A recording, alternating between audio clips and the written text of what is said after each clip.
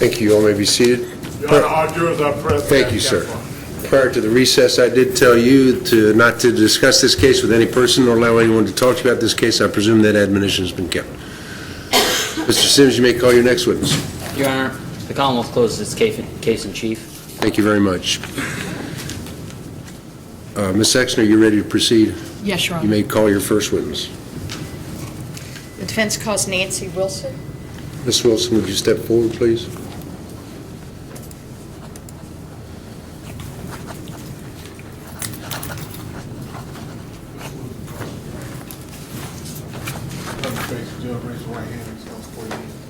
You solemnly swear or affirm that the testimony about to give in this matter is the truth, the whole truth, and nothing but the truth. Thank you. Please have a seat right there, ma'am. Answer the attorney's questions. Try to keep your voice up for the court, the jury, and the record. Good afternoon. Good afternoon. Keep your voice up, if you would. Could you introduce yourself to the jurors, please? My name is Nancy Wilson, And where do you live, Miss Wilson? 8804 Blue Lick Road, Louisville, Kentucky. Is it 40219? Yes, 40219. How long have you lived there? 8 years, no, maybe 9, 9. Is it a house? Yes, And do you own the house? no, Rent? yes. Do you live there with anyone? My 2 small kids, How old are they? 11 and 12. On March 20th and 21st of 2010, last year, were you living there? Yes, Do you know Norman Grasch, who's sitting here? yes I do. And how do you know Norman? He's my nephew. Okay, and could you explain? what By marriage. relationship?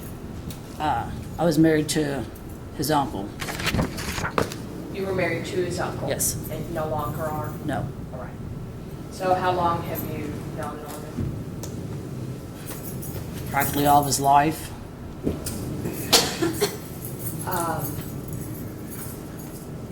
On March 20th of 2010, did you have anything going on over at your house that day that you remember? Yes, we did. It's mine and Norman's birthday was a day apart, so we had a little get-together at my house on Saturday. What kind of get-together did you have? It was just a few friends. We was drinking and talking, just socializing. All right. And if you remember, do you remember what time your get-together started? It was early in the afternoon, around 1, 2. And were you inside, outside? Where did you all? It was outside mostly. Was there eating involved as well? Yes.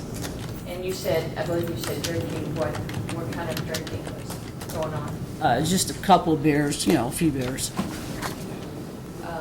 Did you see Norman drinking beer? Yes. And were you yourself drinking beer? Yes. And other people were, I assume. Correct. How long did your cookout or party, how long did that go on through the day? I think everybody left around maybe 9. That's when me and my kids had walked in the house around 9 o'clock. In the evening? Yes. And how old were your kids then? How old? They would have been 10 and 11 then. So when you went inside at 9, did you say? What did you do when you went inside your house? Just me and the kids started watching TV. Did you have any pets at that time? Yes, I do. Yes, I have a dog. And what kind of dog did you have? It's a Jack Russell Terrier. And did the dog go in with you as well? Yes. And at 9 o'clock, when you went in, was there anybody left or had everybody left? Everybody was gone. So anybody who had been there during the day then left, Correct. including Norman? Yes. And do you have any idea where he went? No, I do not. And you don't know what time he came back, is that right? No, I do not. Okay. So what did you spend the evening just hanging out with your kids? Yes, watching TV with the kids. Do you remember what time you went to bed that evening? It was probably around 11 after we got through watching the show we was watching. And I assume you stayed there all night? Correct. At any time did you leave your home? No. And at any time after that, did you, before the next morning, did you talk to Norman any time during the evening? No. Did you ever hear a dog barking in your backyard? No, ma'am. Did you ever hear it that morning barking the next morning? No. Do you remember Sunday morning, take you to Sunday morning now. Do you remember a police officer coming to your home? Yes, I do. And do you recall about what time that was? Maybe 4:30, 5 o'clock. Were you awakened by the police officer or were you already up? I was awakened by him. Okay. And how were you awakened? By a abrupt knock on my front door. Are you the one that answered the door? Yes, ma'am. And was it a police officer that was in a uniform? Yes. Do you remember who that was? No, ma'am. I do not remember his name. And did he, then did you eventually go outside with him? Or Yes, did he asked me to walk outside. He said there was a barking dog in my yard and asked me if I would step outside to go look at the barking dog. And did you go with him? Yes, ma'am. And what door did you come out of when you left your house? The front door. The door he knocked on was my front door. And your front door, is that on Blue Lick? Yes. And what did you say your address was? 8804. 8804. Are you near a church on the Yes, right corner? next door to a church. And what's that cross street there? Bonaventure. So you're near the corner of Bonaventure and Blue Lick, is that right? Bonaventure's the church on the street, the street beside my house right there. Okay. So the officer knocked and then you followed him out. What did you all do when you went out your front door? Where did you go?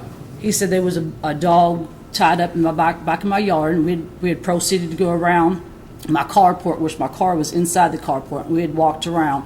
And as soon as we got around there by the side door, that's when he stopped me and he focused on my nephew. Okay. And if you could, describe to the jury a little bit about how your house is set up. If you could just describe how your house is. You have the front door, and I also have a side door. I got 3 steps that leads out my side door onto my carport where my car parks at, and I have like a little bench. It's a long brown bench, and with a privacy fence on the back of the bench, and it's open on the side. Okay. So when you went out the front door, you went around the side of the house, is that? Correct. Okay. You didn't go out your side door? No. Now, what about your yard, if you could describe that? How big is your backyard? It's a fairly good-sized yard. I have a 2-car garage back there. I have a swimming pool area attached onto the back of the garage. And it's a pretty good size. I think it's like a double lot. Uh-huh. Okay. And when you went out there with the officer, did you eventually see a dog? Yes, after he'd walked me back here to the dog, at that particular time, there was still no barking dog. Okay. Did you eventually see the dog? Yes, I did. And if you could just describe to the jury what you saw. About the dog? Right, about he the was dog. just laying in the backyard, had a chain, he was chained up to the fence, laying in the very back of my yard. He was laying down, he wasn't barking. Did you recognize that dog? Yes, Okay. And whose dog did you recognize it to be? my nephew's. Now, did you see Norman back there as well? Your nephew Norman? He was actually laying on the brown bench underneath my carport. He was sleeping. When you first saw him, were you with the officer? Correct, yes. And did you recognize him as your nephew pretty immediately? Yes, I told him immediately that was my nephew. Had you, were you surprised to see Norman out there? Not really surprised. No, I wasn't surprised. There was nothing, he wasn't doing nothing wrong. He was just sleeping. Evidently, he just wanted somewhere to sleep. I mean, I guess what I'm asking is, before you saw him, you had no knowledge that he had been out there. No, I did not. And he's your nephew. Has he ever stayed at your house before on any occasions? Yes, ma'am.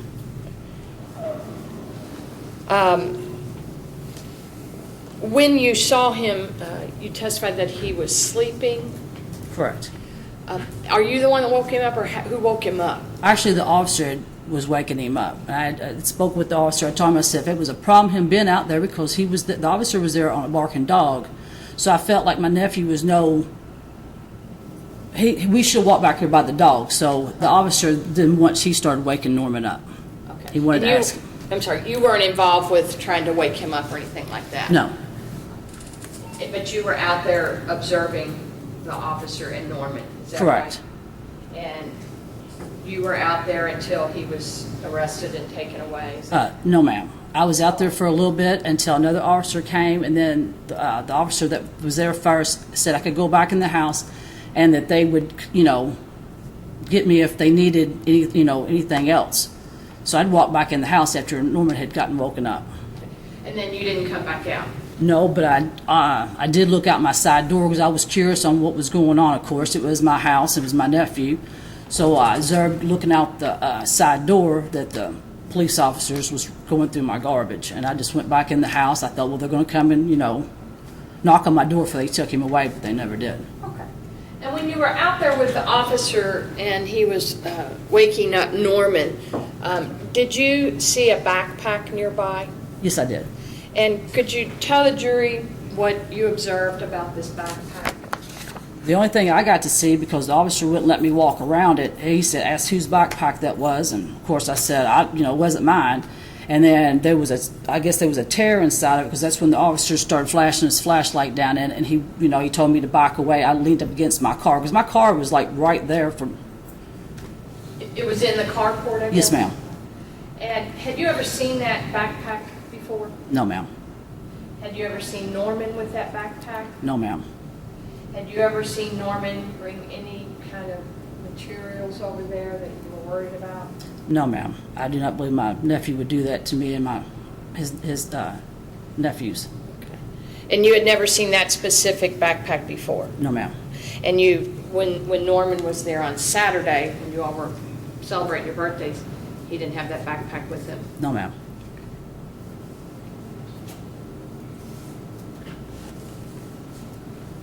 That's all the questions I have. Thank you very much. Mr. Sims, you may ask. Thank you, Your Honor. Good morning, ma'am. Good morning. Good afternoon. Afternoon. Good afternoon. Thank you, Your Honor. You're welcome. Move the podium, Your Honor.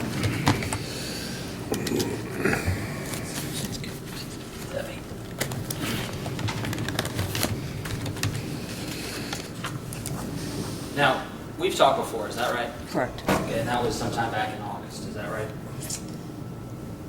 I'm not for sure on the month or anything, but yes, we have. Was it sometime last year, Correct. probably in the summer months? Yes. August 23rd, is that right? Yes. Okay. And do you remember testifying under oath that you're going to tell the truth, the whole truth, and nothing but the truth? Do you remember that? Yes, I do. Okay. Now, in that other hearing, do you remember testifying that? Judge, objection. Why don't you show what it is? I'd rather you ask the question than you impeach her, all right? Okay. Your Honor, may I approach? Yeah, ask the question first. Okay. Do you recall saying that you see your defendant about? Judge, objection. That's not the way to do it.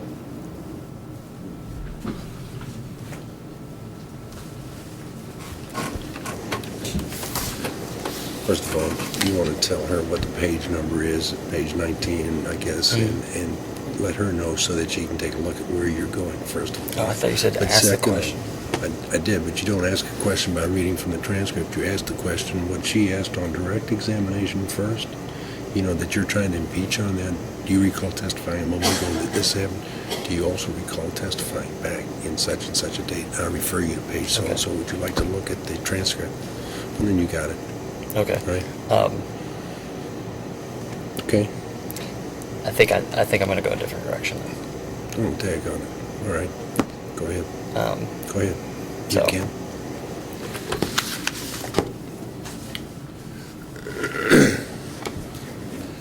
Is it fair to say that you see the defendant 2 times a week? It depends on. I can't say how often I see him. But yes, I probably do see him a couple times a week. Okay, and let me be clear. I'm talking about from March back to 2009, probably 6 months before March of 2010. You saw him about 2 times a week. Does that sound about right? Give or take, yes.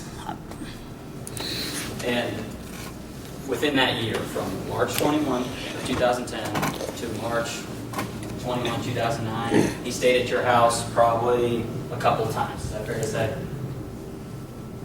Yes. Sometimes he stayed inside the house. Is that correct? Correct. And on that night, he was sleeping outside your house, is that correct? Correct. Has he ever slept outside your house before? If he has, I'm not aware of it. I would have been aware of this had I not have been woken up. Okay.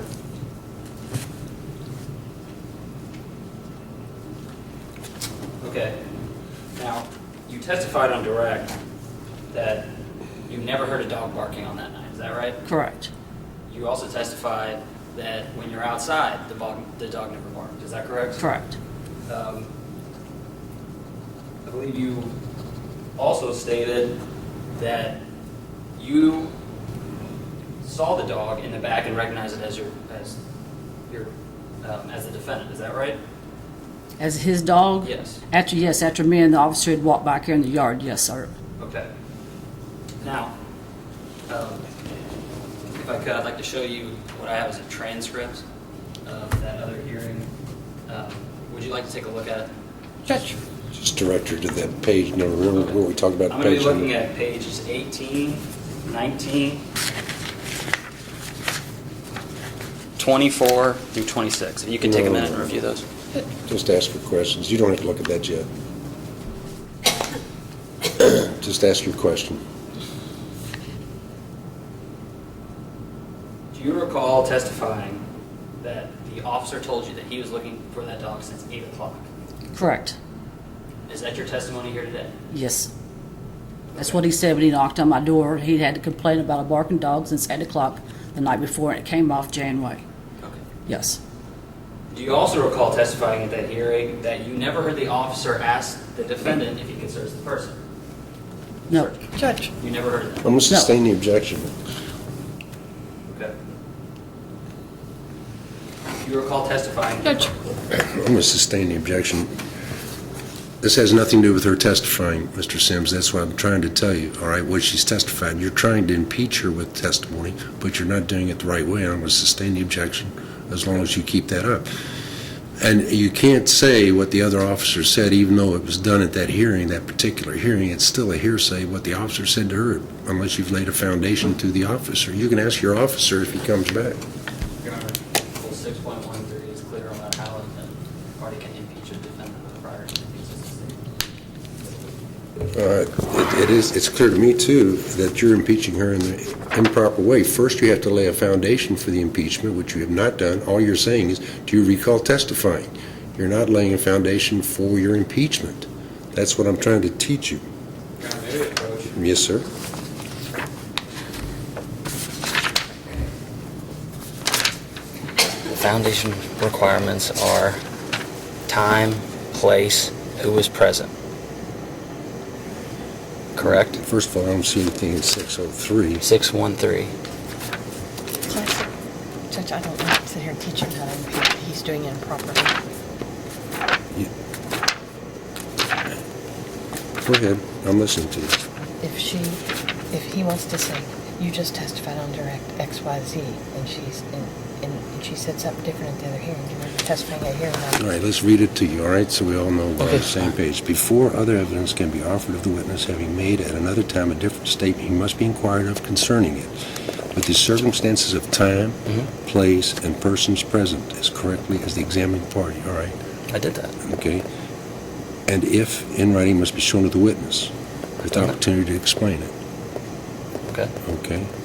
The court may allow such evidence to be introduced when it is impossible to comply with this rule because of the absence of the trial or hearing of the witness sought to be contradicted. Well, that doesn't make any difference. Judge, that's what I'm talking about. I'm complying with the foundation requirements of that rule. Yeah, but now is the you're court asking, telling me- you complied with the foundation, but you're asking questions about something that that she said to an officer, which is complete rank hearsay. And you I'm can't asking do her- that. I'm asking Just about what because she you said. testified, it doesn't make it an inconsistent statement, because if it was inadmissible at that previous hearing, it's inadmissible certainly at trial. Okay.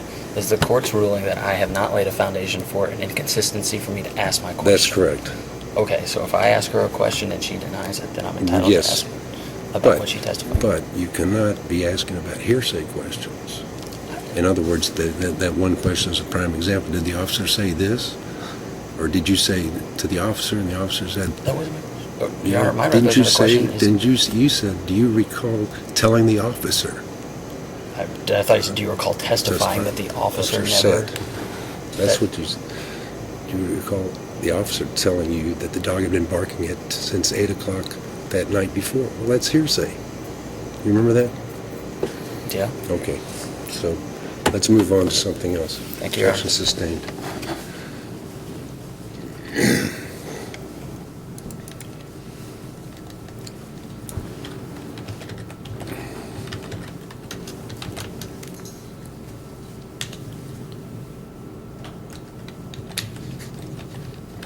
I believe that you testified earlier that you saw a tear in the backpack, is that correct? No, I did not see, the officer said there was a tear in the backpack. I went to lean over to look at it. He told me to step back, so that's what I did. So your testimony is you never saw a tear in the backpack? I never got that close to the backpack because he wouldn't let me. Okay. He was the one that said there was a tear in the backpack. That's why he was looking down inside it with his flashlight. Okay, so you never saw a tear in the backpack, is that correct? I seen the backpack. No, sir, I didn't see no tear. I did not see no hole. Okay.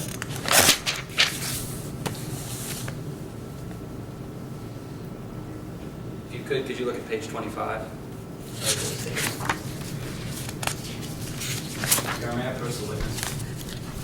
What purpose, you got a copy of it? I just want to just save some time. Okay, sure, yeah, sure, and you might show defense counsel first.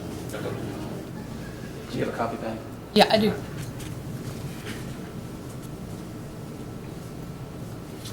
here's what you're talking about. Right. Yeah. Okay.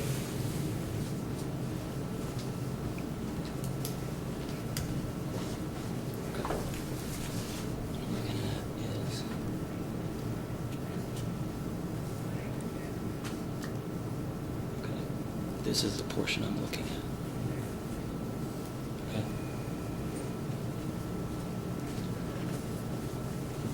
Now, back in August of 2010, did you testify that there was a tear in your backpack? Yes, I did. Looking at this, yes, I did. But I'd never seen no tear. I was taking what the officer had told me. There was a hole inside the backpack. I did not get to see nothing that was inside the backpack. I was not able to even go towards the backpack. Okay.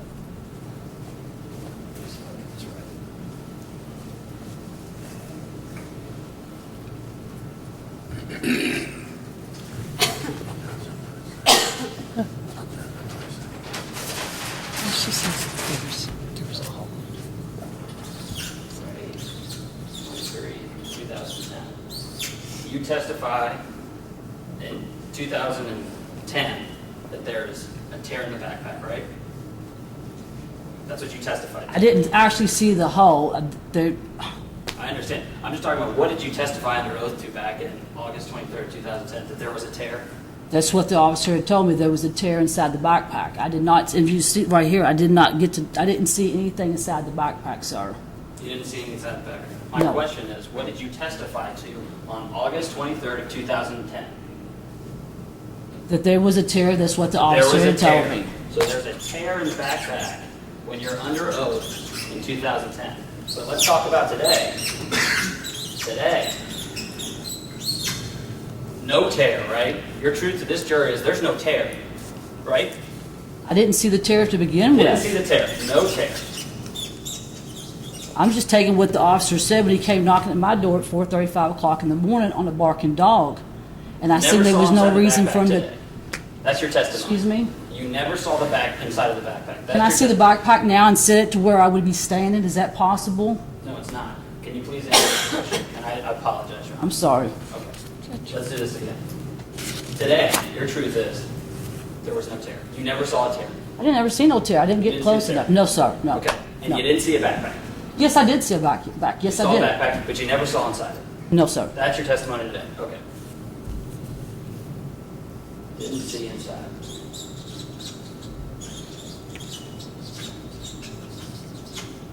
Okay. Thank you.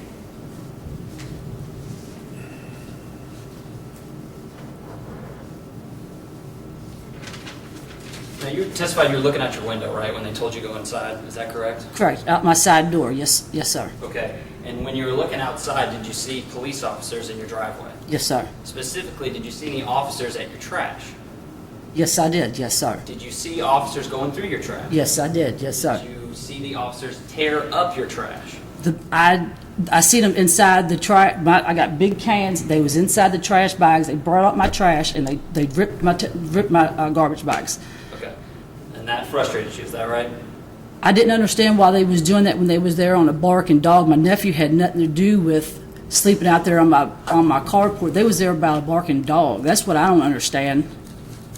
Whereas we go around looking at a barking dog that was not barking, all of a sudden when we get to the carport area where my nephew was sleeping, that's when he focused his whole attention on him, wanted to know who he was, what that was, and tried to wake him up. That's what happened. So your testimony is the officers, as soon as they got there, all they cared about was the defendant. Correct, yes. They didn't concern themselves with the barking dog. Is that right? After another officer had came, eventually the officer did take me back here to the backyard after they had let me go in the house to put my shoes on. I wasn't even allowed to go back in my house. The officer had to walk me to the door to put my shoes on. Okay. And so you're telling me that Officer Satterley never walked you back to, or walked you to the end of the carport and showed you that dog. Is that your truth? We walked all the way to the back of my fence to see that dog later on after he got through waking up Norman. Okay. But that happened after you went inside and got your shoes on. Is that right? Actually, we went looked at the dog after that. I do believe it was right there, and that's when they started focusing back on Norman. Yes, they brought me back here to the dog, and me and the officer stood right there by the dog, and the dog still was not barking. Okay. Now,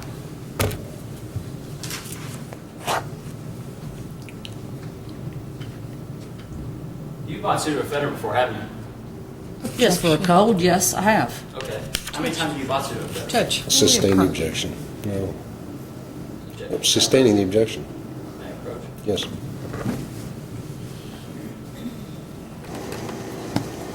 Judge, if you could tell me the basis, I think I Sure, have. through obfuscation of the issues, I don't know how many times I got the relevance of this is not relevant at all. Judge, I have proof. I don't care whether she's bought Sudafed or not. Well, I Judge, just- she's would not you on care trial. if I have evidence that she bought pseudoephedrine a day after he was denied for it? No, doesn't make any difference to me. I'm not going there. We're trying this person right now, and she gave him Sudafed. At This some goes other to a time, you're bias not because proving they're it. buying pseudoephedrine It's together. bias is relative. They're relative. Just because he didn't buy it on one day and she bought it on the next day doesn't always make a causal connection between the two. And I'm telling you, it's prejudicial, outweighing the probative value. It's a straight 4-3, and that's it. We're not going there. This jury has to concentrate on this case and not what's gone on between them. You didn't charge her with a complicity or anything like that. So that objection is sustained. Step back.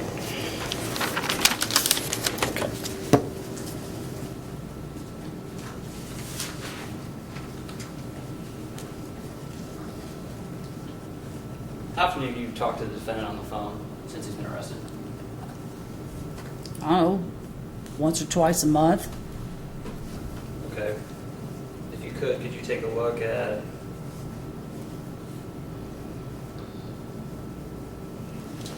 I believe it's page 28.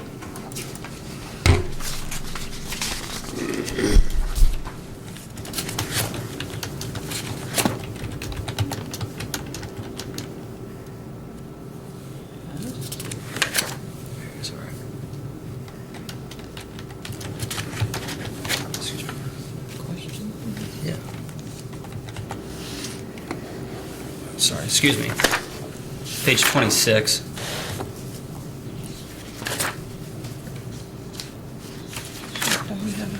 No, I gave her my copy.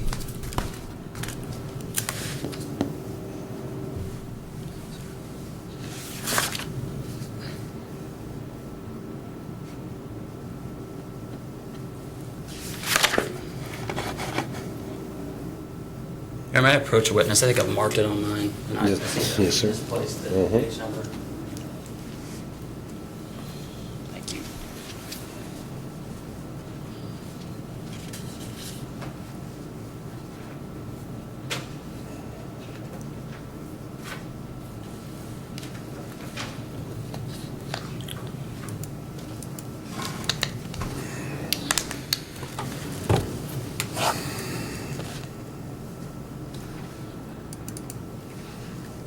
What's this guy? I don't know. No idea.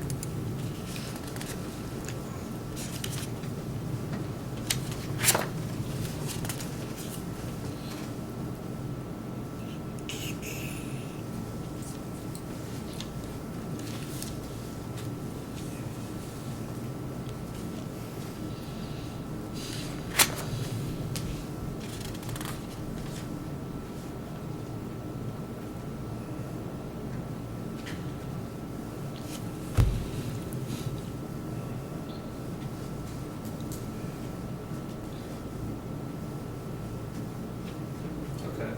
It's at the end of page 26 here. That was right. Excuse me.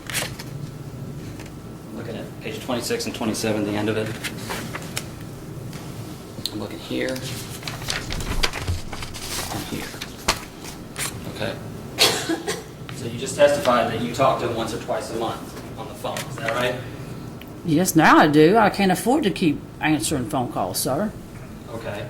When he first got locked up, yes, I did talk to him several times because he was in jail, and yes, I was there for him, yes. Okay. And when did you start phone communication with him? Probably the first time he got to have a phone call, Okay. And so that's back in 2010, correct? yes. And you talked once or twice a week, For or at least up until August, is that true? I'm not going to say once or twice a week up until August because I couldn't afford the phone bill like that. But yes, there was times that yes, I did talk to him, maybe 2 or 3 times a week, Okay. but not every single week. No, I can't. But when he first got locked up, yes, I did talk to him because he was the one and that he could call. Okay. So you talked to him once or twice a week for how long? I'm sorry, I can't give no time frame on that. Okay. Could you do 6 months, 2 months, 1 month? Maybe. I'm sorry, I can't give a time frame on that. Okay. Well, can you give me a time frame of when you started talking about calling once a month? Judge. Twice a month? Let me see, counsel, a second. You know, you've established that they were close. The thing that I'm afraid of is that you're getting to the point where he's in custody because Yep. of the cost that's I didn't want to involved. object to make that I obvious. understand. I know, and I'm not either. I'm just trying to get a You've established- bias. Relevance. You've got it, though. She's talked to him 2 or 3 times Okay. before this, and she's testified since then. Let's move on to something else. Okay, all right. Thank you. So you stay in contact with the defendant by phone, correct? Correct. Okay. And who asked you to be here today? His attorney and himself. And they also... And I'm sorry, and I was also, the last time I was here, they asked if I would come back, and I said yes. Good. Thank you. Anything? Just a couple things. You care about Norman, he's your nephew, right? Correct, yes. Have I or anyone asked you to come in here and lie? No, ma'am. Have you told the truth today? I've told the truth of what happened, and it still was never, to Okay, me... That's all, that's okay. That's all we need to know. Thank Okay, you. thanks very much for being with us today. You're now excused from these proceedings to go back to your normal course of business. Or if you wish, you may remain in the court. Thank you. Thank you. May call your next witness. Call Norman Grasch. Mr. Grasch, would you step forward, please?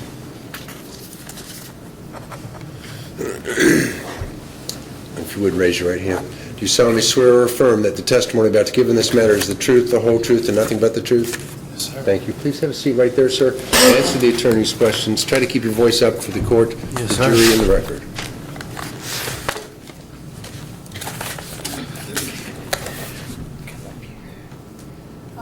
Please state your name for the record, please. Norman Grasch, And how old are you, Norman? 32.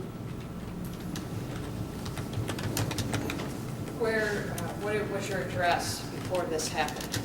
I was staying here and there. I didn't have a actual address. I stayed with friends, you know. At the time, I had a girl, and that I was staying with, and at this time is when we split up. She had started staying with somebody else, so I really didn't have a place to stay. And when is your birthday? 3/24/79. In 2010, then March of 20th, 21st of last year, was this a period of time that you were living in different places? Yes, ma'am. And your aunt, Miss Wilson, who just testified, did you ever stay with her? Objection, leading. Try not to lead, but I'll allow Did you it. ever stay with her? Not a lot. She has small children. I didn't want to be a burden on her, so, you know, as least as possible. How long had you known her? My whole life. Now, I want to talk a little bit about March 20th of 2010. Do you remember going over to your aunt's house on that day? Yes, ma'am. And why did you go over there?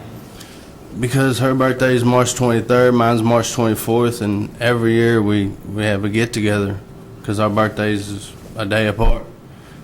And who planned that? We both do. I mean, it's her house, so naturally, you know, she's got to say yes, but I try to do it every year if she'll let me. Do you remember how many people were at that party that day? All together that showed up, probably maybe 5, 6 at the most. Wasn't a whole lot of people. Do you remember what time you got there that day? Somewhere around noon. I don't know specifically what time, but right around noon. And how did you get there? I walked. Where did you walk from? Street Endeavor. It's a street over in her neighborhood. And were you by yourself? Yes. Did you have your daughter? Yes. And how long did you stay over there that day? I stayed there until my dad left, and my dad took me up to Circle K because we had ran out of beer, and I wanted to get some more. And he had dropped me off at Circle K, but I forgot my money, so I walked back down to my aunt's, and she was still in the yard then, and I had a jumpsuit that I work in outside, and that's where my money was, and I grabbed it out of there, walked back up to Circle K, got me a few beers, walked back down. She was already inside. So I had another buddy that lived over like near St. Rita. I don't know if you're familiar with the area. But Preston? yes. And I went over there and drank a few beers. It was the Kentucky game. The Kentucky game was going on, and the Final Four, or whatever you want to call it. And it was the day of the Kentucky game. I knew they was Kentucky fans, and they'd be a partying. So how long do you think you said you got there about noon? How long did you stay at your aunt's before you left for good? I'd have probably around 8. In the Somewhere. evening? Yes.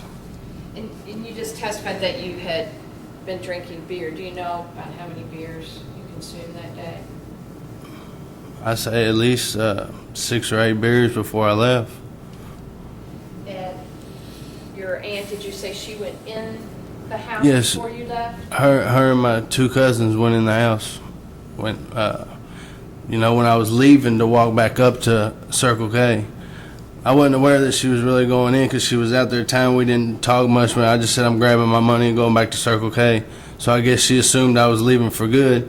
And when I got back there, she wasn't outside. I figured she wanted to go in, get some sleep. She's got the kids. They go to school. She works. I mean. So you didn't ask her if you could stay all night or anything like that? No, ma'am. So when you left, and you think, what did you say, around 8? Somewhere around 8. I don't know the exact time. You didn't come back that evening. You didn't come back till the next morning. Is that true? Do you remember? Objection, Well- leading. Do you remember when you came back and when you came back? I came back at 11 o'clock at night that same day. 11 o'clock that evening. No, 11 o'clock at night. I left it, that evening, That I guess. Okay, so you left about 8, is that right? I left about 8. I went over to some other buddy's house. It was a Kentucky game, On the 21st was Kentucky versus, I forget who it was, but, and they was over there drinking a little bit. I had a few more beers over there. And then on my way back through, I stopped at Circle K again and went to her house, and I was just drinking a couple double deuces. And I basically... You mean beers you were drinking? Yes, 22-ounce beers, just single cans. And I was sitting on the bench, and basically when I got done with the beers, I took everything out of my pockets, put it underneath the bench, and went to sleep. And what time did you get back to your aunt's? About 11 o'clock. Did you ever knock on her door or tell her you were back? No, I didn't. I didn't want to burden her. Now, I want to, I've seen some pictures in this case, and I wanted to ask you a couple of things about them. Commonwealth Exhibit 2, do you recognize what's in that picture? This is my aunt's carport. It's actually not a bench, it's a waterbed headboard right here. This thing that we're calling a bench. And I was laying right here on top of it. That's where I passed out. You can kind of actually see where I put my stuff under there because it was dusty. And there's, it's cleaned off right there where I put my stuff. And is that so-called bench we're calling, is that inside this carport? Yes, that's underneath the carport. Right next to it, this is our driveway, actually, where this rock is, where people would drive in. Her car is like, I mean, it's so close to this, I can't believe they didn't get it in the picture, underneath this carport. So basically, I'm pretty much closed in on all sides, because there's a privacy fence on the back of it, so you can't go further back. So I'm closed in on all sides except for the driveway side right here. And basically, I just lay down and went to sleep, What were you wearing when you got back over there? I believe it was a black sweatshirt, a pair of jeans, and I had some New Balance shoes on. Tennis shoes? Yes. You mentioned earlier, and you explained what, you said you took things out of your pocket. What did you have? I had keys. I had a pack of cigarettes. And I had a cell phone. I had my wallet, and I didn't take my wallet out. I left it in my pockets. But the other items that I had in my pocket, I had put it underneath the bench, so I could go to sleep. Were those things in your front pockets, back pockets? Explain. They was in my front pockets. What about The the key, wallet? the wallet was in my back pockets. And the keys and things? The keys, the cell phone, and the cigarettes, it was in my front pocket. And do you remember how you were lying on the bench? Do you remember it all? No, I really don't. When he woke me up, he started bum rushing me with questions. So, I mean, I was still kind of groggy. I've been drinking, I've had quite a few beers, so I was pretty well asleep. And the way he woke me up and started bum rushing me with questions, Okay, and I want to ask you about that. You testified that you got back to your aunt's about 11. Did you stay there all night? Yes, I probably fell asleep maybe 30 minutes after I got there. Okay. And you never got up and left and came back or anything like that? No, ma'am. And what's the next thing you remember when you woke up? I remember Officer Satterley and my aunt. My aunt was back a little bit. Officer Satterley was pretty much right in my face. And he was asking me something about a backpack, and I got rude with him, actually. I didn't mean to, but I'd just been woken up. I said, I don't know nothing about a backpack. And he says to me, well, I already know what's in the backpack. I said, well, good. Sounds like it's your backpack. Take it with you. I'm just woke up groggy. I got smart with him. And When he woke you up, did you get up? What did you do? I was just woke you up? I was just sitting on a bench answering his questions. And did you allow him to search you? He never asked to search me. He said, do you have any weapons on you or any, I forget how he put it, stabbing items or something? And I'm going to do a pat-down search to make sure. And when he just did a pat-down, he never went in my pockets. He never honestly asked me to search. I would have said yes. But he did a pat-down. He never went in my pockets at all. Well, let me ask you about, there was testimony that they found Sudafed in your pockets. Were you aware that there was any Sudafed found in your pockets? No. He never went in my pockets. So it's your testimony that there was no Sudafed in your pockets? Yes, ma'am. Had you ever seen any Sudafed like that? No, ma'am. Had you ever seen this backpack before? I've never seen a backpack in my life. Was it your backpack? No, ma'am. Had you ever seen any of these items that we've seen in these pictures? Have you ever seen any of those before? No, I have not. Do they belong to you? No, ma'am. Now, we can see in this photograph that we were talking about, Commonwealth's Exhibit 2, that this backpack, where is it located? It's at the, well, this is the bench, and it's almost in the driveway, but not quite. I mean, I was sleeping right here. I honestly don't remember where my head was. I guess if he said it was there, I'd have to say it was, because I don't remember how I was sleeping. You don't remember which end that your head was at? I really don't.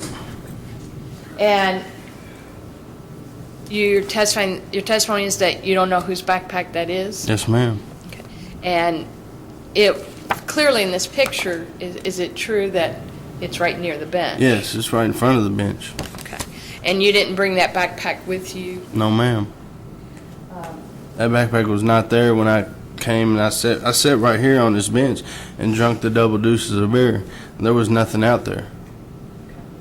And you would agree that it was right near you, though? Yes, I agree. In this picture, I was sleeping right here, for a fact. Is there any way you can, how do you explain that? Well, if I was sleeping this way, I guess it would be right near my head. If I was sleeping this way, it'd be right near my feet. And do you have any explanation how that backpack got there? No, I don't. I mean, I really don't. Do you know, aware of anyone who was upset with you? Well, yes, John Moore, he lives on Jan Way, where supposedly this barking dog call came from. My best friend shot himself in front of me, and then his fiance grabbed his hand with the gun and shot herself in front of me, and she was 7 months pregnant, and the baby died. And this was her dad that lived on Jan Way. Okay. Let me slow down a little bit. You know someone named John Moore? Yes, his daughter's Heather Moore, and she shot herself. Who's Heather Moore? That's John Moore's daughter. And how did you know her? We was great friends. I mean, the friend I'm talking about was like a brother to me. I mean, Okay, what was his name? Chris Clark. And what's Chris Clark's relationship with Heather? That was his fiance. And explain to the jury what happened with them. It was January 31st, 2009.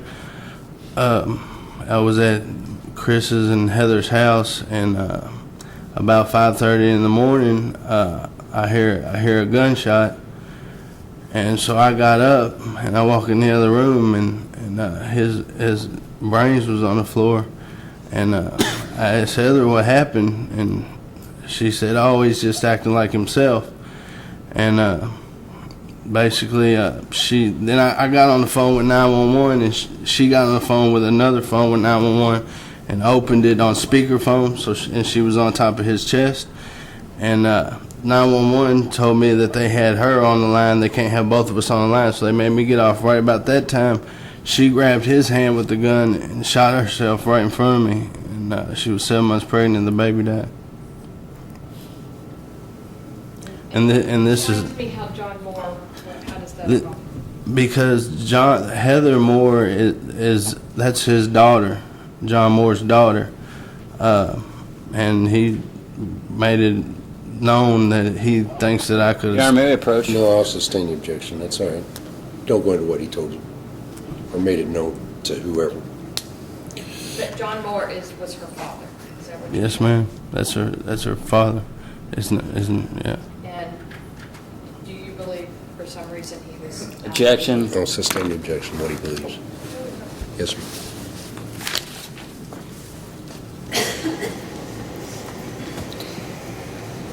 This is the alternate defense judge that he believes that.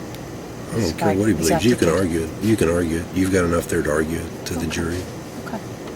So, but what his beliefs are, Okay. is not relevant.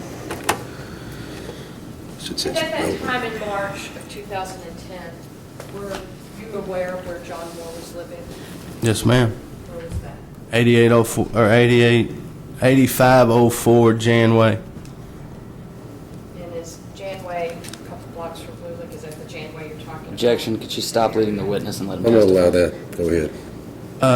Yes, ma'am, it's the same Janway that they're talking about, and It's the same Janway. yes, ma'am.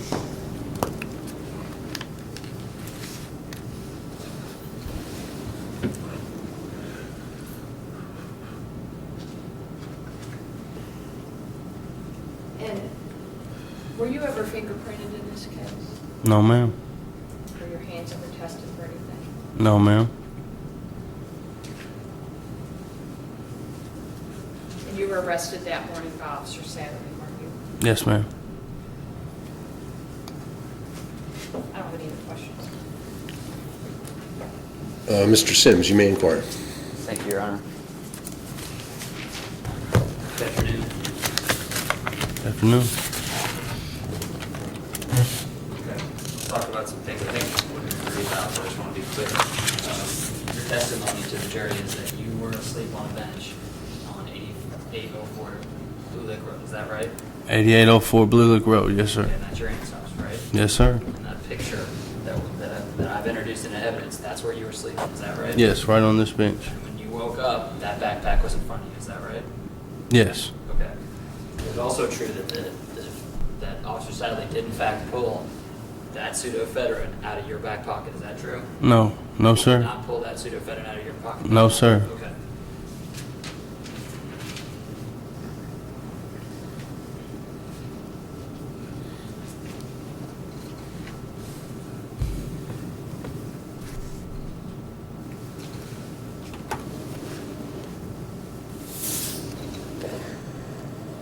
Okay.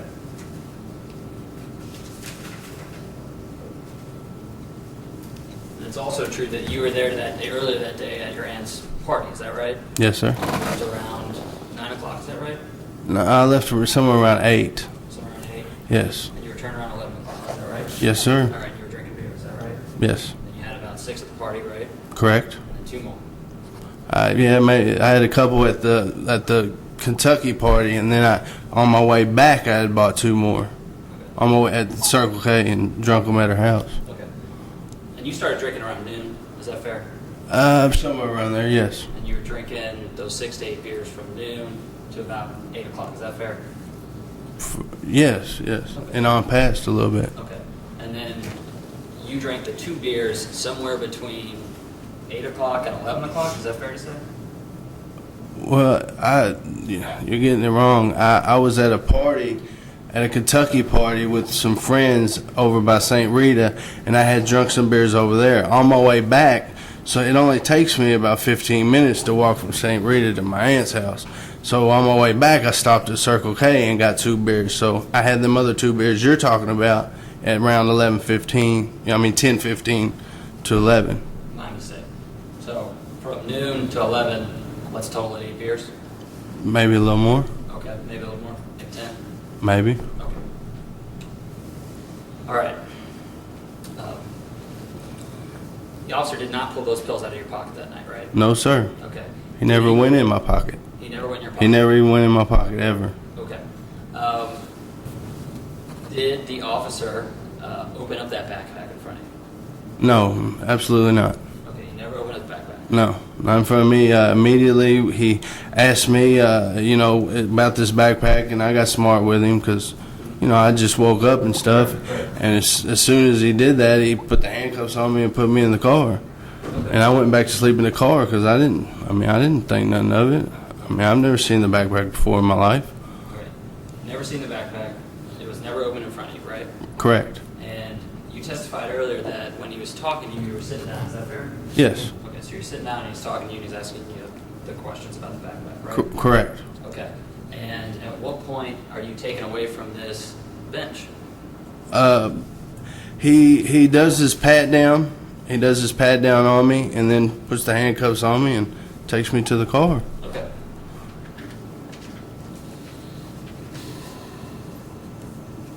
Okay, you testified on direct that you've never seen Sudafed like that before. Is that right? I've never seen this Sudafed, this specific Sudafed before. Okay. That you've seen Sudafed before? Well, sure, they got it at every pharmacy. Okay, what pharmacies do they have Sudafed at?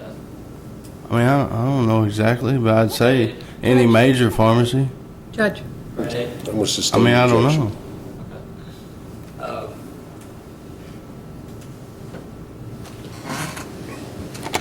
at every pharmacy, right? I'm assuming. You don't know that? Judge. I mean, I don't know for a fact. Objection. Sustain the I objection. mean, I don't go around the That's all right. pharmacies. That's all right, that's all right, that's all right, that's enough. Okay. Move on to something else. Okay. Have you ever bought Sudafed before? I'm sure I have, yeah. I had nasal decongestant every once in a while. Okay. Every once in a while? Yeah. So how many times do you buy Judge, Sudafed? may we approach you?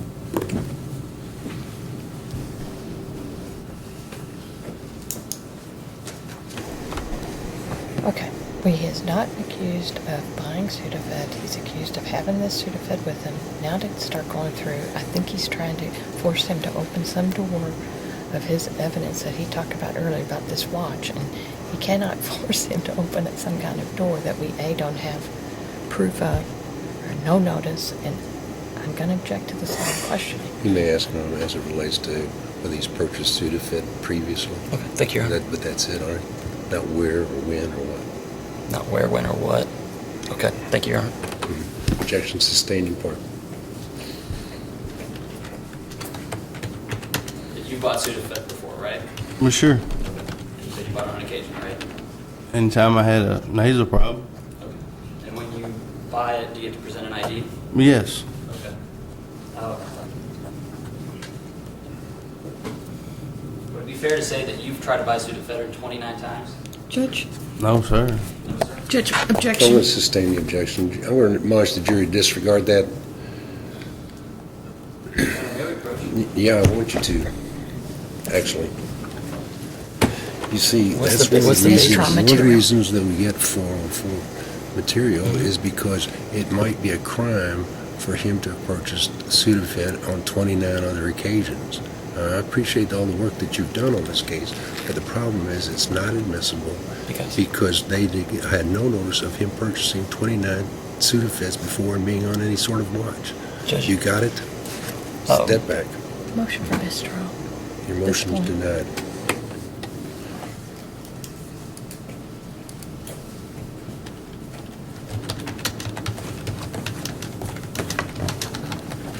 You testified earlier that Officer Sadler was there talking to you, is that correct?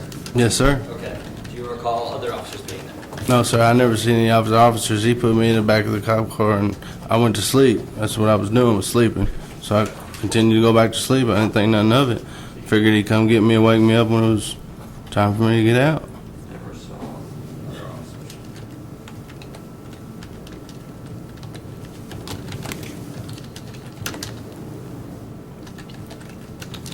When Officer Sadler's talking to you, there's not another officer there? No. No, sir.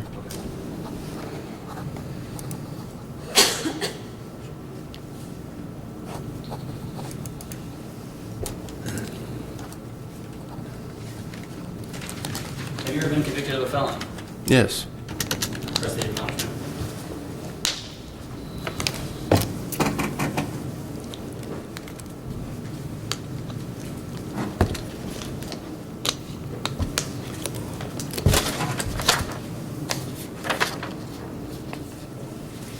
Ladies and gentlemen of the jury, the fact that the defendant has been previously convicted of a felony is not to be considered by you to any degree whether there's evidence of defendant's guilt in this case, but only insofar as it may have a bearing, if it does so, upon the defendant's truthfulness as a witness and the weight to be given to the defendant's testimony. Thank you, Your Honor. Anything else? Oh, Your Honor. Okay, thank you very much, Mr. Grasch. You may return to your seat in the courtroom. We call your next witness. May we approach Yes, briefly? ma'am.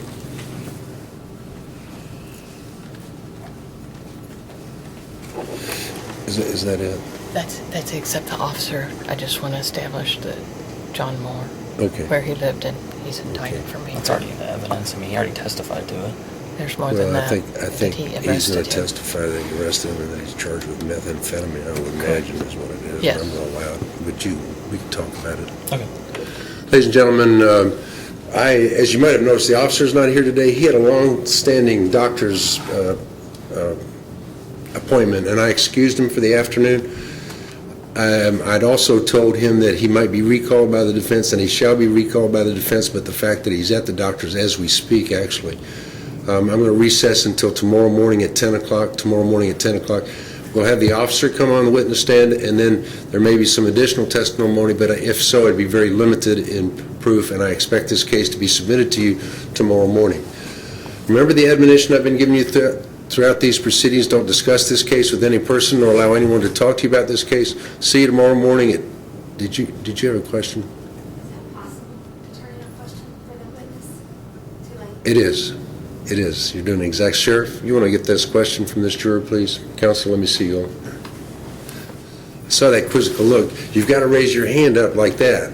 I saw the quizzical look on your face, though. You have reduced it to writing? Okay, would you give it to the sheriff, please?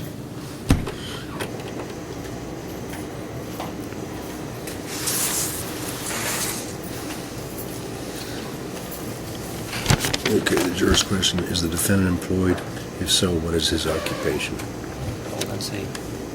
Objection. Pardon? It's not relevant. Well, I'm surprised you didn't ask that question. Okay. Well, they could say... I mean, if you want to ask him, I can. No, it's all right. Is the defendant employed back in March 21st?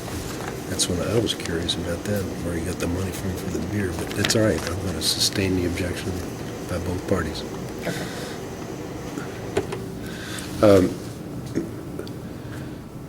The juror's question was, is the defendant employed? If so, what is his occupation? And I'm going to sustain my objection to it, which I've always win. I win all my objections because of what we refer to as relevance. Whether he was employed or not has no bearing from the court's perspective. So, as I was telling you, don't discuss this case with any person nor allow anyone to talk to you about this case. See you tomorrow about 10 o'clock right outside this courtroom. Stay healthy. I need all 13 of you back. This court stands in recess till 10 o'clock tomorrow. All right, for the jury, please.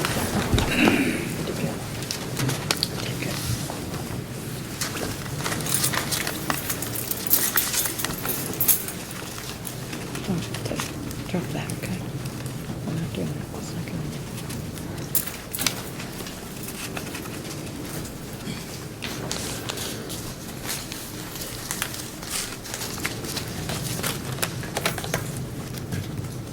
We can insinuate what we want when we get him on the stand to say and arrested him later. We got in what we needed to get in. Okay? You all may be seated. You want to talk about, you want to renew your motions? Which I would renew, well, we're not through with our case, so we still have a I witness. guess you can't, can you? You want to So I discuss can't this? really renew it yet. That's right. You have that witness Kept thinking you tomorrow. were. What about instructions? You've given me some instructions, is that right? I did, we haven't made a final decision about lessers, asking for lessers yet. I certainly think something I want to talk to my client about, Okay. and I think there's some, Have you emailed your Possibilities. instructions, do you know? Judge, I haven't, but, I have a legal issue to put before the court, but we can do that when the Commonwealth rebuts their proof. If you want to take it up now, we could. Oh, let's take it up now, we got all this time. Your Honor, you excluded what you characterize as 404B on Uh-huh. the basis of notice, and I'll just read from it. In a criminal case of the prosecution to enter into evidence pursuant to subdivision B of this rule as a part of its case in chief, it shall give reasonable notice to the defendant of his intention to offer such evidence. Your Honor, this is evidence that I'm offering in rebuttal to the defense. You didn't explain your ruling, but I'm assuming that you're doing it on that basis. And as I read that rule, that doesn't apply to rebut the defendant's evidence. You've precluded me from asking one of their witnesses. Let me ask you this, who would be introducing that evidence, you or Miss Exner? I didn't catch Miss Exner introducing that evidence. Isn't that you that's trying to introduce the evidence of 29 prior purchases of Sudafed? Yes, Wasn't Your that Honor, you? I am intentioning. Okay, so that's what I'm saying, that you have to put them on notice. Case in chief. Judge, I'm not No, my case in it's- chief anymore. If the prosecution intends to introduce evidence pursuant to subdivision B of this rule, As a part if of. offered for some other purpose such as proof, motive, opportunity, if so intertwined, or that's B, Excuse me, yeah. as part of the case in chief. Yes, I'm not in my case in chief. I was prevented from introducing the file. Judge, we've got, Give your absolutely. 403 then, all right? the catch-all. Okay. So now that you've got your ruling, and I might point out to you, if you ever want to, and obviously you've had some objections overruled that you've taken some offense to during the course of this trial, you can always certify the question of law and then take it up and show that trial judge, that he was mistaken. I understand, Judge. Well, then, But we need a conviction to do that. Then- and I don't then- know if that's going to happen. well, no, you need to preserve your record on that. Right, but there And needs you to be a can do it conviction even for if the you don't Commonwealth get to a, appeal. even if you don't get a conviction. Because if you don't get a conviction, that makes it even more trying, from your perspective, to make sure that it gets up on appeal, that trial judges don't keep on making the same mistakes I again. know, but I've got to be able to put in evidence of witnesses' bias and things to impeach them on, which I've been prevented from doing. But I respect the Thank court's you. suggestion. I'll continue All that. right, now, what about your instructions? I can email them to you. I didn't. You get a haven't chance to do that. emailed them yet? No, Okay. but I haven't drawn up. You have the staff attorney's, He gave it to me, and let me see. Yeah, I got it. okay. Because he's already done mine, I don't know whether we're in agreement. Have you looked at it? Or have you had somebody else doing it, or have you looked at the instructions? I've reviewed them. I've submitted what I think the evidence is going to be on the charges that are appropriate. Let me ask you this, did you itemize I'm going to refer to them as precursors, inside your instructions? I have not. Do you think you should? Yes, but I was going to. I just didn't know how many there were, and so I was curious about that. I thought they should be itemized. Okay. Are you It says talking- two or more, Are you talking about under the manufacturing instruction? yes. Okay. I haven't seen I the think they have Commonwealth's. to be- I haven't either. I submitted a manufacturing and have not made a final decision about asking for lessers yet. I don't know what the Commonwealth is proposing, but I proposed. I'll email them, Judge, and I will itemize what the proof has been as far as precursors. Okay, and... So I can do that tonight. I can do that, and I'll get it to you by end of business day today Okay. with the itemized change, and then I'll email it to your staff attorney. That was one of the questions that I had. The other one was that I have my instruction indicates that there should be a lesser included based upon the evidence in this case. Judge, Because I suppose they could disregard several of them as being used in manufacturing of are you talking about methamphetamine. possession of precursors, Mhm. lesser? And that's why I would like to talk with them about it, I think. That, Okay, So, Judge, considering the statute I've called, am I precluded from calling rebuttal witnesses to support what I think is not only shows motive, opportunity, well, let's say, put it this way, I mean, of course, I don't know what witnesses you're talking about, but if you're talking about your expert and being in this, and having him on some sort of watch, yes. okay? Am I precluded from talking about all the times he's attempted to buy it and failed to do so? Yes, Under yes, what? A 403, too prejudicial to the defendant yes. who's lied? Don't Judge, He didn't lie, he didn't get a chance to, because I didn't allow you to ask the question. Well, I guess he did. I guess he did according to your information anyway. Right, and I'm not allowed to put that to the jury. Right. Thank you, Your Honor. Anything else? Okay, see you all tomorrow about 10. okay. Thank you, Your Honor. You'll talk to your officer, I presume, and tell him, Yeah, I know. when he gets out.